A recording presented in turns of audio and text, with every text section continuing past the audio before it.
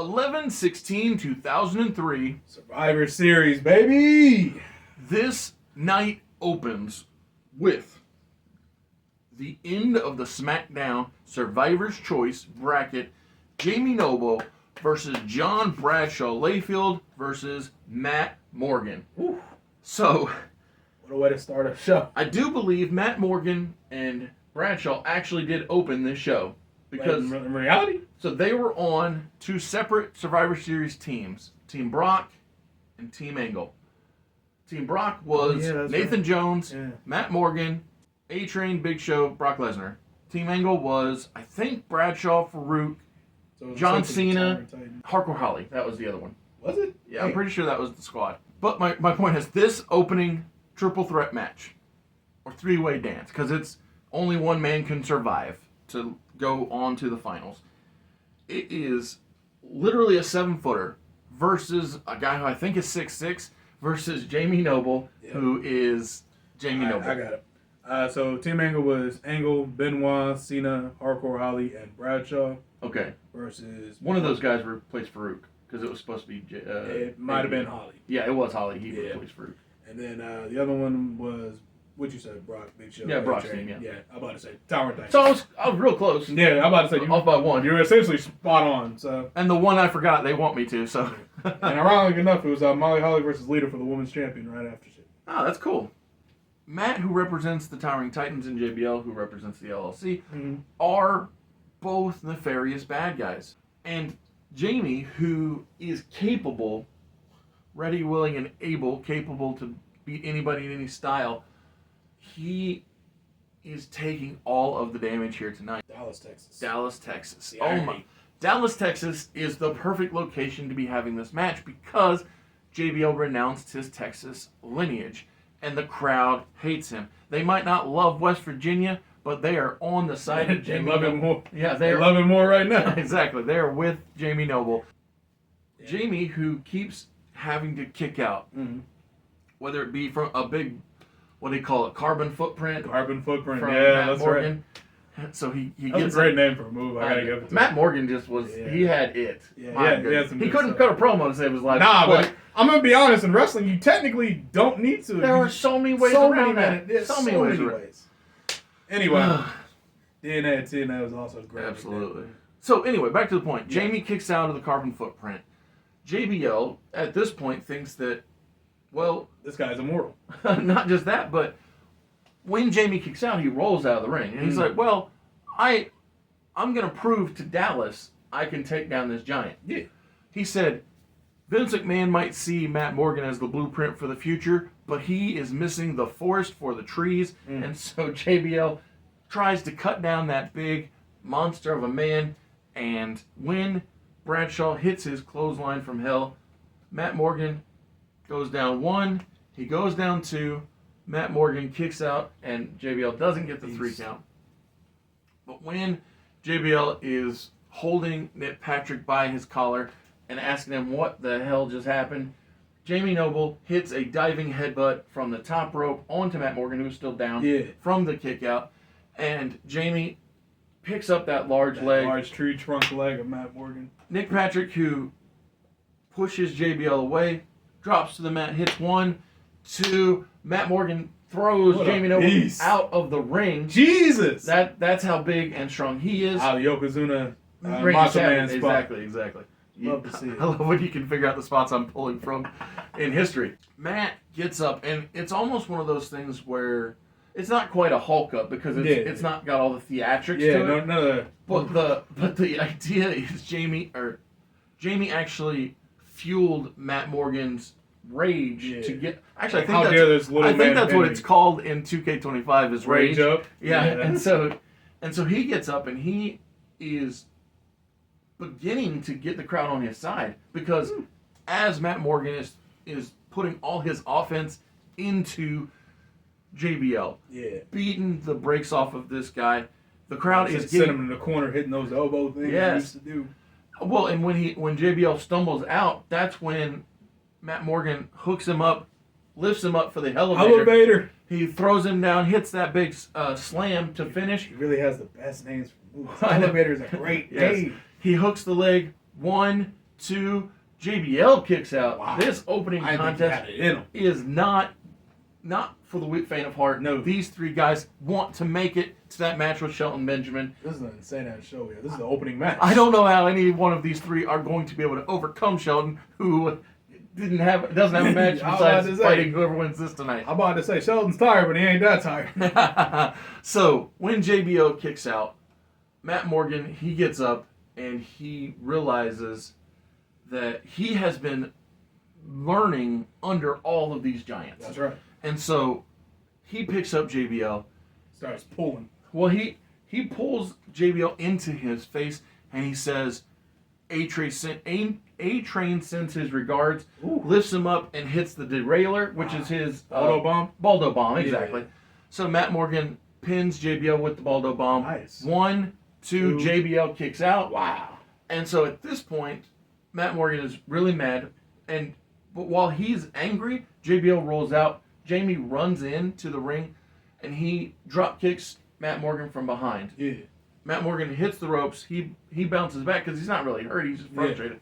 And so when Not paying attention. Yeah, Matt Morgan gets taken aback by the not paying attention. That's when he turns around. He sees Jamie, lifts him up, throws him into the corner. Jesus. Matt Morgan does the multiple elbows, knocks Jamie's head off, and when He's got a hard head, so good for him. and so when Jamie comes out of the corner, he comes at him, and he like you said, he punched himself in the head after the elbows, and he says, "Headstrong." Ooh, there it is. And so Matt Morgan is mad. He throws his hands up. Jamie runs back toward the ropes. At that point, JBL is attempting to get back in, so the top rope is no longer there. Jamie does the John Moxley spot where the top rope isn't there. Oh, He bounces. Okay, yeah. But when he ricochets back in, I don't know if that's the correct terminology, but when he Yeah. bounces back in, Beginner's Lariat stuff. exactly, Jamie is now thrusting himself toward Matt Morgan, hits him with a headbutt on his way back in. Nice. Matt is now stumbling from the headbutt. JBL's now back in the ring, hits a clothesline from hell. JBL pins Matt Morgan 1, 2, 3. Matt Morgan is eliminated. It's now JBL versus Jamie Noble. But in this environment, these 2 guys have been through a lot with Matt Morgan. And so when JBL pins Morgan, he then plays the crowd who are booing him out of the building. Yeah. They are so mad at him for not acknowledging his heritage. Yeah. He may have played football here, but this is not where he prospered That's in right. JBL's mind. And so while he's up playing to the crowd, Matt Morgan realizes, he's like, I might be eliminated, but you know what? I'm aligned with Vince McMahon. I'm aligned with the Big Show. Matt Morgan gets up and he chokeslams Jamie. Chokeslams Jamie Noble like the Big Show. Yeah. And he goes to attack Bradshaw, who is now up on the top rope playing to the crowd. Celebrating. But that's when the security comes out and they're like, no, you're out of this match. Oh, Get they out of drag here. him up before. Oh, that's And so crazy. he looks like a killer trying to sink his teeth into these victims. Yeah. And Bradshaw, who did not get attacked by Morgan because the security, turns around and sees his opponent down on the mat. He's like, Easy pickings. And so Bradshaw picks up Jamie Noble. He smokes his fake cigar. He puts out this fake cigar on the back. He lifts him up to hit a power bomb, and Jamie slides out from behind. Yeah. Jamie, who is now out of the power bomb position. Yep. Slides out from behind. Yeah. JBL pivots to turn around. Jamie, realizing the success of the top rope not being there, falls back to the second rope, springs forward, hits JBL in the head. JBL not fully down on the mat, just on one knee. Yeah. Jamie runs off to the other side, hits Bradshaw with his knee. Now Bradshaw's down. Jamie goes to the top, diving headbutt, hooks the leg. 1, 2, 3. Jamie Noble is advancing on in the Survivor's Choice tournament. Man, that is so babyface. Oh my love god, that. that's a heck of an open right Oh there. my god. I'm out of breath already. That's whew, 10 minutes of video and we just started. Alright. Given what match 2 is for the United States title, Kurt Angle versus William Regal, I think there's a chance. While you might not have the same literal physical impact, you Yeah. definitely could be technically sound because these guys know how to deliver. And let's start delivering as we speak. Both men have their own posses that they come out with. Kurt coming out with Haas, Stacy, and Jackie. Mm-hmm. Benjamin obviously preparing for the match against that headstrong psychopath, Jamie Noble. Regal, of course, coming out with Carlito and Tajiri. I ain't gonna lie. I'm not even sure how to top Oz's match. Like Oz says, this is a technical classic between these two because I can't think of two better grapplers than Kurt Angle and William Regal. Well, it's funny. So when I think about this match, I can't help but think of the man who was wiped away from history. Kurt probably would agree with you. Yeah, Kurt says that most of his best matches aren't allowed to be talked about because of the fact that WWE doesn't acknowledge. I'm about to say Chris one Benoit's man has existence. been away racist Exactly. from history. But when I think about what these guys can do, William Regal and Kurt Angle, I think of what they have done with Benoit in the ring. Both of them, yeah. Because Benoit was always such an intense technician that, and these guys too, for that matter. My goodness, Kurt Angle has had so many amazing matches, both in WWE and especially in TNA. Oh my goodness, God. his time with TNA was His TNA match was the beautiful. first time I saw him. Oh yeah. But and the crazy thing is, actually longer than his whole WWE run combined. Entire WWE run, which is amazing to think about, especially by like I feel like he's had more success in TNA than he did in WWE too. Oh, I think it's inevitable because Yeah. of the time span. Exactly. But yeah, no, they treated Kurt Angle like the national treasure he was, Mm-hmm. and thank God that Kurt's all good now. But man, you could tell he probably didn't feel a single thing the entire time he was there. Do you know the intensity on his face? Do you know that Tony Khan tried to sign Kurt Angle? I believe that. So I would too. do you know why Kurt said no? Nah. Because it's the addiction. It's the if I'm here, I'm gonna want to wrestle. Yeah, that And I understand the argument Yeah. in both guys' cases. that makes sense. Yeah. Because if I was Kurt Angle, I'd be like, do I want to wrestle Kenny Omega? I think I do. Shit. I want to see Kurt Angle wrestle Kenny Omega. I know I do. Exactly. And the list goes on, obviously. But I think a Josh Alexander program. Ooh, Yes, amazing. Shoot, even him just giving Josh Alexander an endorsement. You know Yeah, that was absolutely. like Alexander's career. Back- TNA was already comparing him to Kurt Angle anyway. Exactly. And back when Jake Hager was with the company, Yeah. I could totally see a world where Hager would have wanted to do his. He didn't call it a Lions Den match, but whatever they called that. Oh yeah. The Lions gimmick, Pit. the gimmick that he did with Wardlow, basically. Yeah. And yeah, I understand Kurt Angle being like, I can't do it because if I do it, I'm gonna go all in and I'm gonna be all gone. Yep. Yeah. It's And highly that's, understandable. that's exactly what I see this match is both guys going all in and Just going casual all out. technical classic. Regal's ankle the entire time.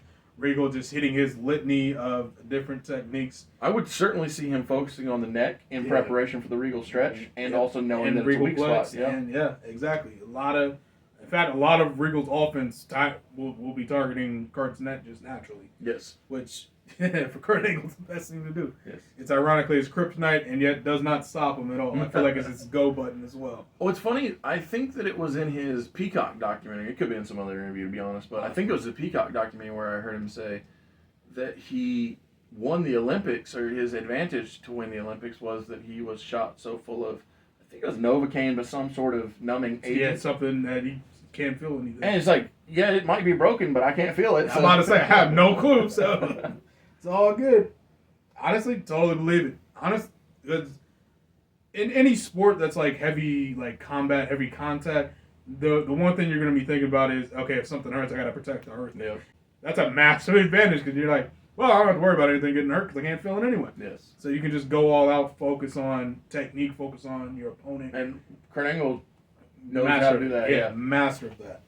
So, skipping to the finish of the match, obviously, it's going to break down because, there's like 50 people on the outside of the ring. So Haas starts throwing around Carlito and Tajiri. There's a point where Is it bad of me to think that Carlito would spit his apple in Jackie's face, which then prompts I was actually Charlie to be Yeah, a wrestling machine? That's perfect. Carlito spits his apple into Jackie's face. Jackie is blind. Haas snaps and starts absolutely wrecking Carlito. Tajiri comes in to try and save his life. And then Haas starts throwing him around.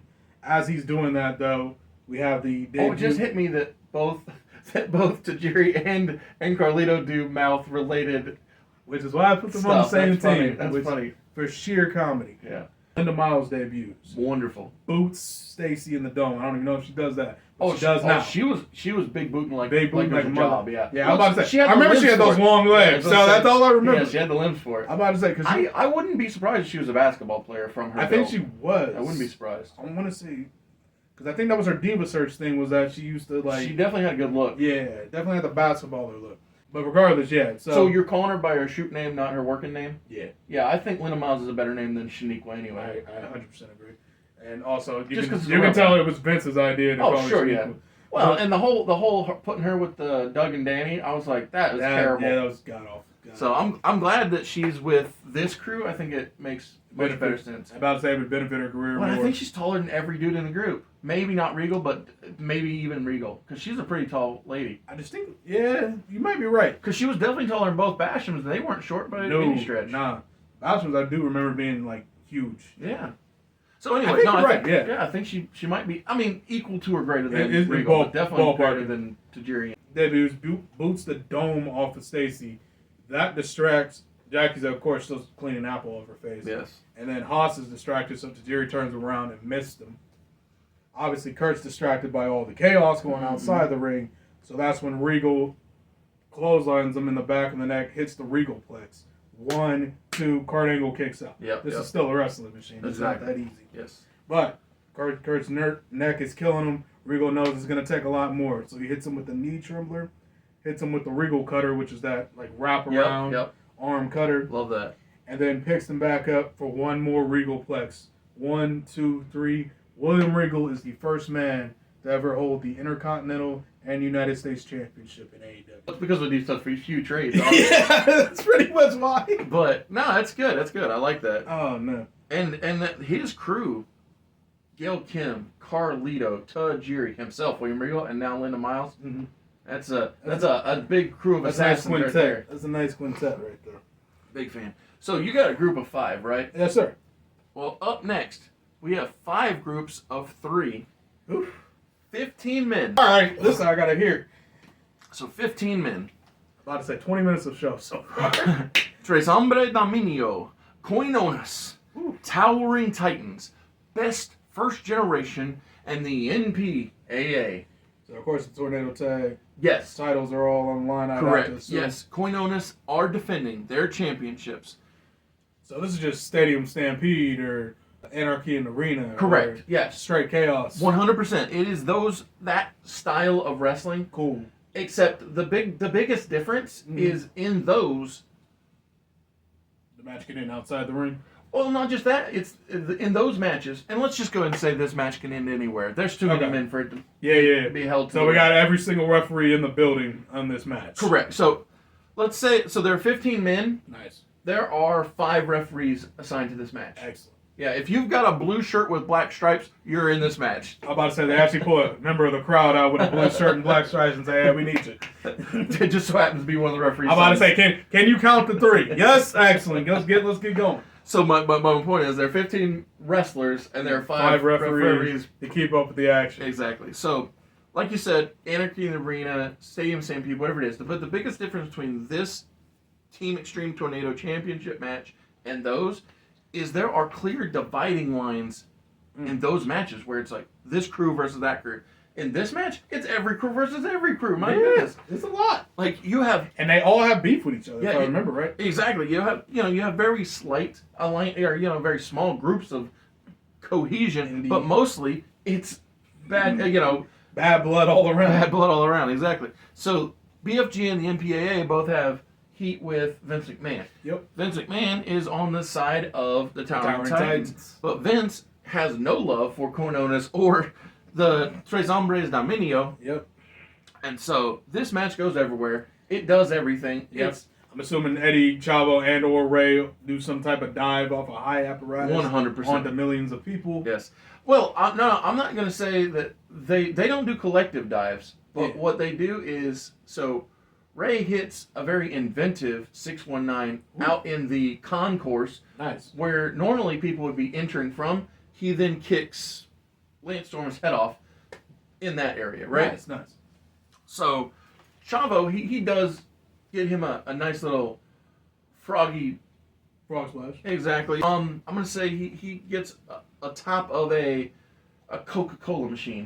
He jumps off of that. One of those vending machines. Vending machines, exactly. Excellent. Yeah, so he does him a frog splash from the top of a Coke vending machine onto John Heidenreich. And he's not going to do him a big dive. No. This is Latino Heat. What he does though is he Throw somebody in the lowrider. so he is out in the parking lot. And he is on the hood of a car and he does his that outside to inside the ring senton he does. Yeah. He does that off the hood of a car onto Scott Steiner. Nice. So a big body to take that blow. There you go. Something nice and soft to cushion on, obviously. I don't All those think muscles. anyone's ever called Scott Steiner nice and soft. But that's beside the point. The match ends when all but 2 men are away from ringside, but 2 wrestlers are in the ring. That being Saren Moore and the Big Show. Oh, lovely. So Saren Moore has Paul White locked in his chokeout. Same move he used to beat Booker T. Okay, I'm following. Exactly. But while The oxygen is leaving Big Show's brain. so Jimmy Cordesh is the referee, right? That sounds right. Yeah, sure. Let's just say he's one of the Millions, guys. yeah. He's checking Big Show's arm. He raises it once, it falls. He raises it twice, it falls. And as Big Show's arm is up for the 3rd check, Matt Morgan's boot takes Shannon Moore's head off, or Saren Moore's head off his body. Matt Morgan and tells the referee to count. I'm a towering titan, count. And he don't want none. He just I wouldn't want none either. And so the referee looks and he shrugs. He's like, 1, 2, 3. But Matt Morgan. 15 guys in this match, and the guy who wasn't in it wins it. Exactly. So That's Matt great. Morgan helps up the Big Show, hands him one of the titles, and he puts the other 2 over his shoulders. Him and Big Show walk off. It is seen that the referees are telling all the combatants to stop fighting as we see Lita making her way up to Gorilla to make her way out to the ring. Yeah. Because all of the other competitors didn't know that the match ended in the ring. Yeah, so the referees would have no clue. Yeah, so the referees are communicating with all the wrestlers, hey, it's over, like, quit. Like, stop beating each other up. And so at that point, while that is shown, we hear Lita's music hit. Yes. And we're on to the Women's Championship match. Man, that was a lot of chaos, ladies and gentlemen.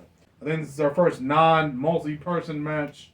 Well, technically, it's not, but... Yeah, the U.S. title match was supposed to be 1-1, Yeah, but everybody yeah. had allies. Yeah, everybody had friends. These 2 they have friends. They're coming out solo tonight. Lita versus Trish Stratus for the women's title. Yeah, there's been a lot of show tonight, so it's just been tough to keep myself mentally sharp. At the halfway point, too. Yeah, this was crazy. Real crazy. So, I'm going to say it was both time here. There's literally 5,000 Lita versus Trish matches to pick from. We're just going to say one of those happened. And I'll give you the finish right here, right now. Lita finally regains the Women's Championship after all these years. All this time off due to her injury. Yes. It's a big win for her. Yes, Trish had a short reign, but, it happens sometimes. Yeah, exactly. And that's honestly how we get 6-time women's champion Trish Stratus or 17-time champion John Cena is by interspersing some short reigns along with their long reigns. It happens to the best of us. Yes. Thank you for being here at Mr. Super Oz. This video is going out and this channel only exists because I, Oz, founded Gamble Comics, which first release was Everlasting Survivors, a 68-page graphic novel called All Day Long. Available now.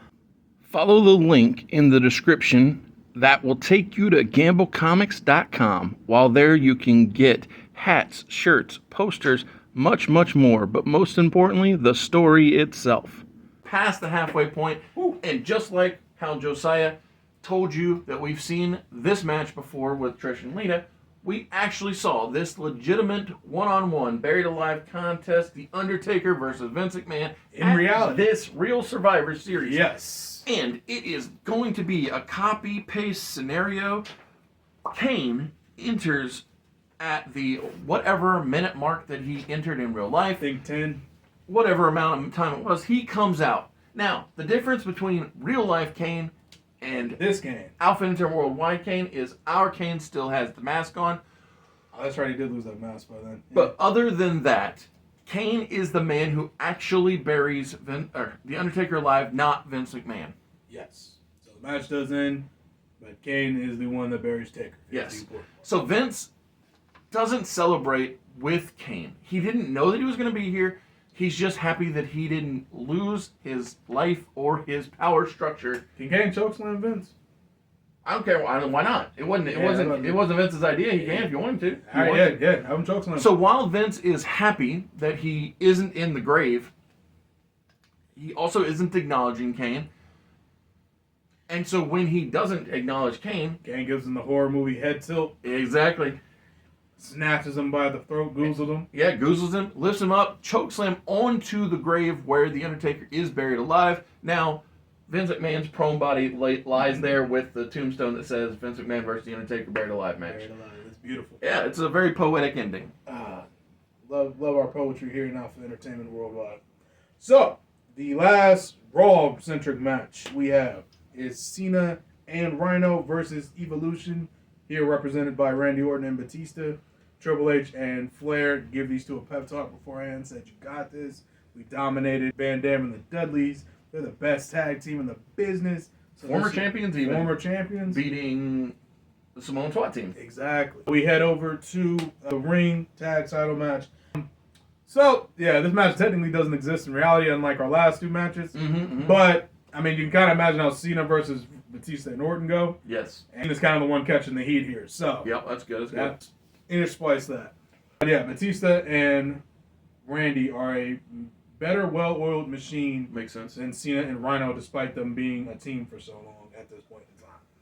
And that's just down to, to a better chemistry, been in Evolution a long time. Even while Batista was hurt, they were carrying on what they're carrying on, if you will. But finally, Cena makes the hot tag. Rhino does clear out the house. The match does finally break down. Cena gets Orton up on his shoulders to go for the FU. However, Orton does that classic counter where he just holds on to Cena's head, hits an RKO. Beautiful. While he does it, takes both of them out. They're on the outside of the ring.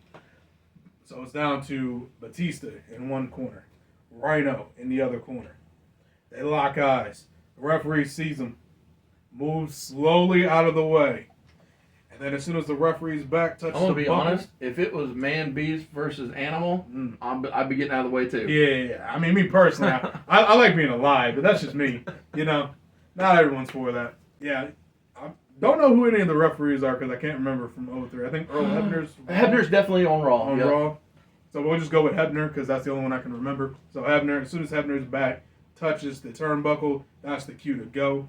Batista runs at Rhino. Rhino runs at Batista. Rhino just that hair trigger faster, hits the gore. 1, 2, 3. Cena and Rhino retain. Defeating Batista and Randy Orton. Batista and Randy Orton. So, the next two matches are both interpromotional matches. They're both matches that we don't often do. So, Yeah, it's pretty rare. Yeah, it's so rare. We try our best to stick with Raw versus Raw and SmackDown versus SmackDown. And if we need to do a trade, we do a trade. But, there are times, like here, where the red and the blue bleed together, creating purple. Line. It's gonna be, it's fun stuff like this. So, Shelton Benjamin versus Jamie Noble. I'm gonna say, with your blessing, I'm here. that before either man enters the arena, we see both men getting coached up by their teams in the back. Absolutely. So Kurt and Charlie are there believing in. Yeah, Charlie's wiping his eyes, but he's there patting him on the back. Exactly. And the same with my guys. Total Reigns, Saren Moore, and Hurricane Helms are all damaged, but supportive. Yes, iced up, but they're all like, "We believe in you." Exactly. You got this. And so in both cases, the you get the shot in the locker room. The heroes, split screen. Yeah, split screen. Yeah, it's not really what you see, or what they say, but what you see from the support structures that they have.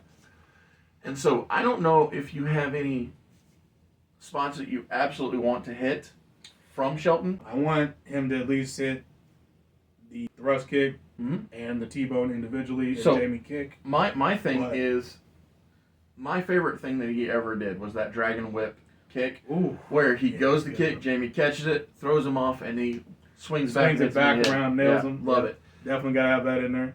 And so my point is, we see the hits. Yes. Everything Shelton does well, everything Jamie does well. And so many times throughout the contest, it looks like Jamie Noble will lose because he had that hard-fought opening contest. Today. Yes.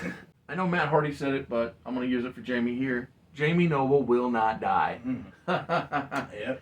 When Jamie Noble is on the top rope, he takes his time to get there because he's had such a hard-fought night. Yeah.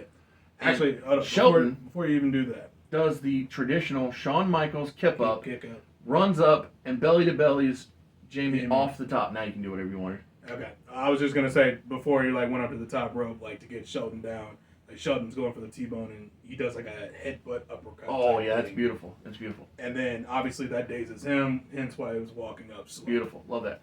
So I just really wanted Shelton to get that top rope spring. Top rope belly to belly. Him and Kurt had that in them. The idea that you could just be on the mat and then on the top rope in 10 seconds. Yeah. Blew me away. Absolutely insane. So, but the thing is, and I've never seen this happen, but I'm going to say that they're capable of it. They probably mid-rotation. So while Shelton's throwing him for the belly to belly? Yeah, Shelton's throwing Jamie from the top rope. Jamie shifts his weight and he lands on top of Shelton Benjamin. Oh, that's definitely happened before, yeah. Yeah, and so while Shelton was the one in control while they were up in the air, it's kind of like how Rob Van Dam can move his body. Yeah, and like gravity doesn't exist. Yeah, like he's just up in the air just because he owns the place. Yes. Yeah. So nobody saw it coming, but Jamie lands on top and then hooks Shelton's leg. 1, 2, Shelton kicks out because it's like, oh wow, that was surprising. And okay, I think I know how they can do it. So Shelton usually does an overhead belly to belly, but I'm gonna have him do a Bailey style. Yes, belly exactly. Belly, so side style. So he over twists, and then Jamie just takes advantage, lands on top of him. Yes. And then grabs the leg. Love it. Yeah, we'll do it like that. And so at this point, when Shelton kicks out, they both rise up eye to eye, and it's head to head, forehead to forehead. Yeah.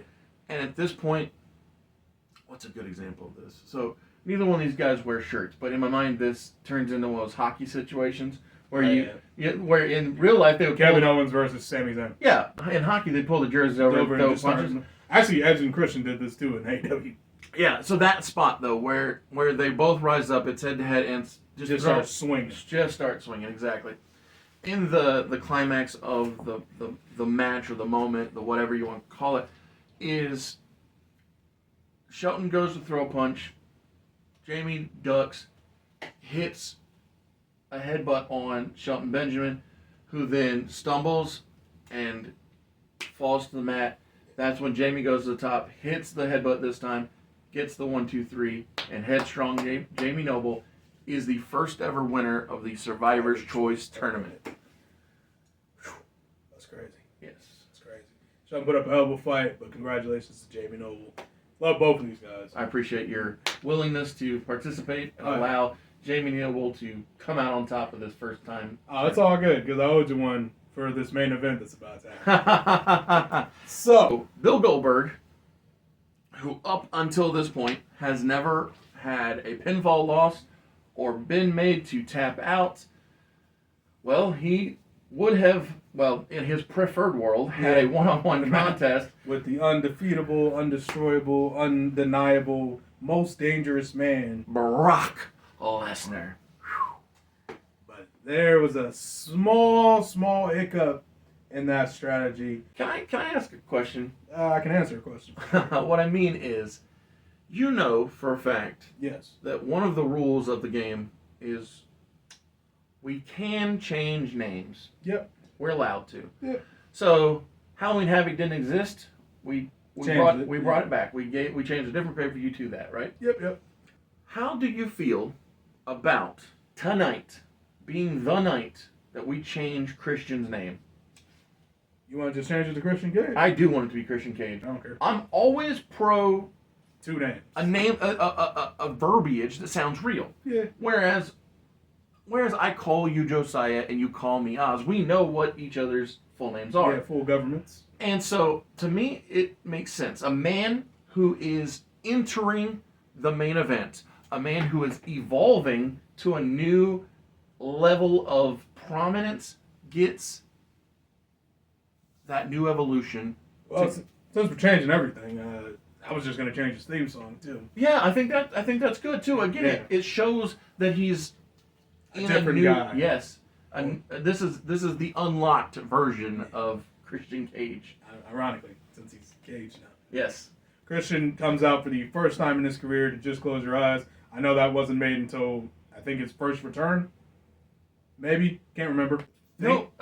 So he got a remixed version. It was new audio, same song, new audio Same song, new for audio. his return. Was this the woman?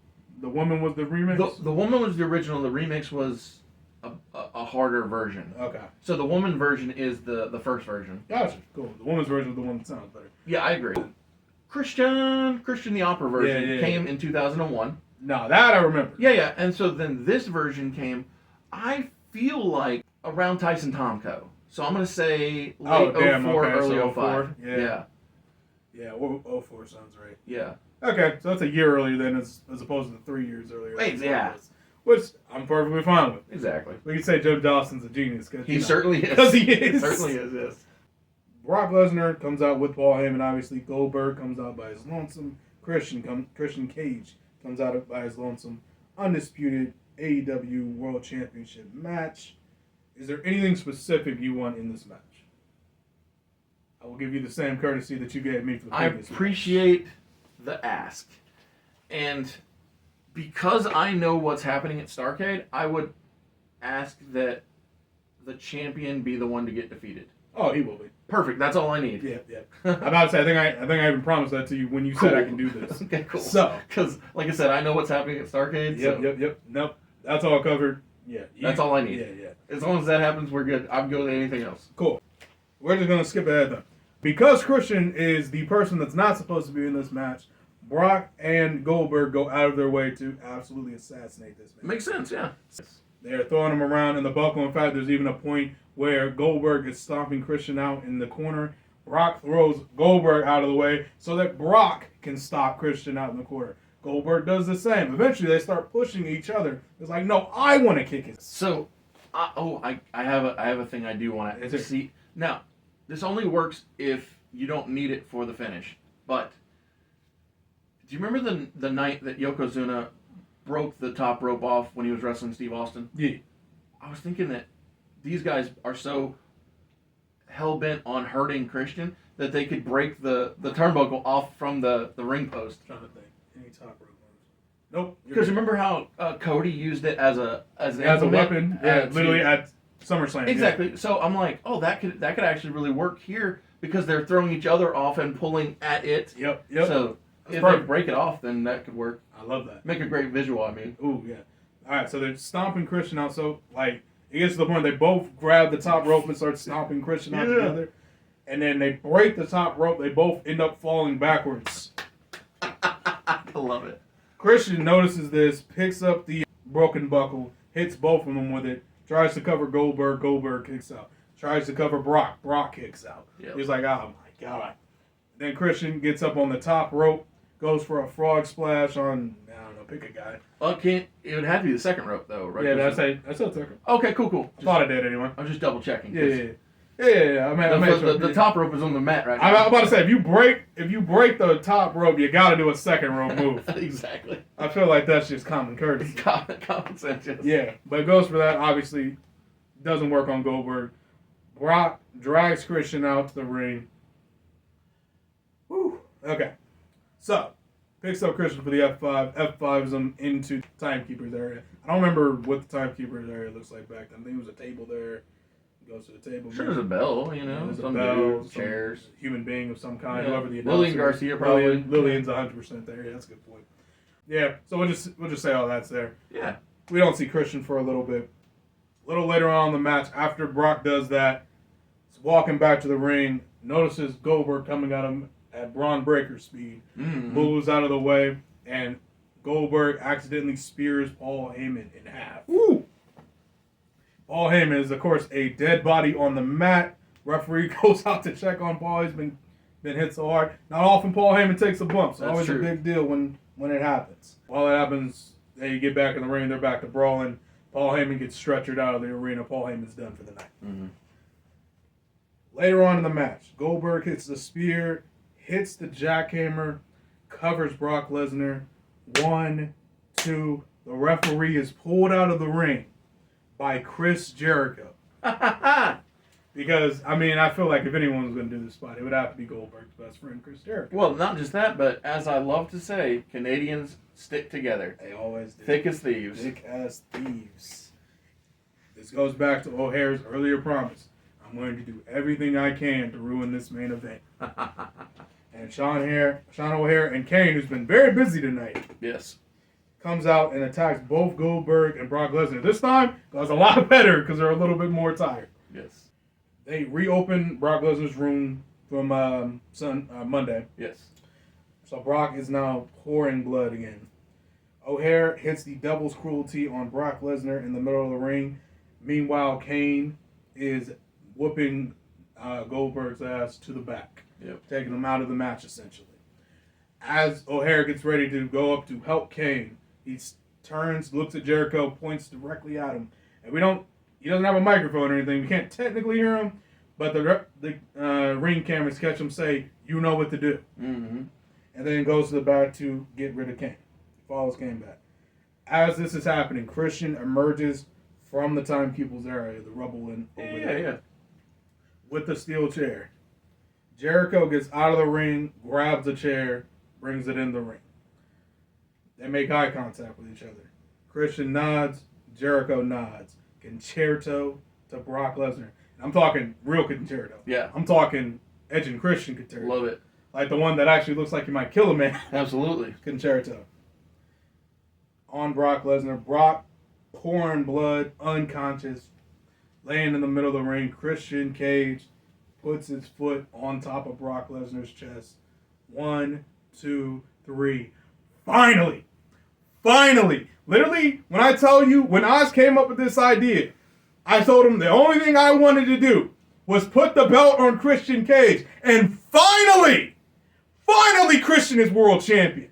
Well, and the concerto, man. Ooh. Because I think that's more powerful, ending the show that way. Yeah. Christian. Ooh. Finally world champion. Show goes off the air. Jericho hands him the belt. Yeah. Christian throws it up. Woo! Look at that glare. Big absolutely. glow.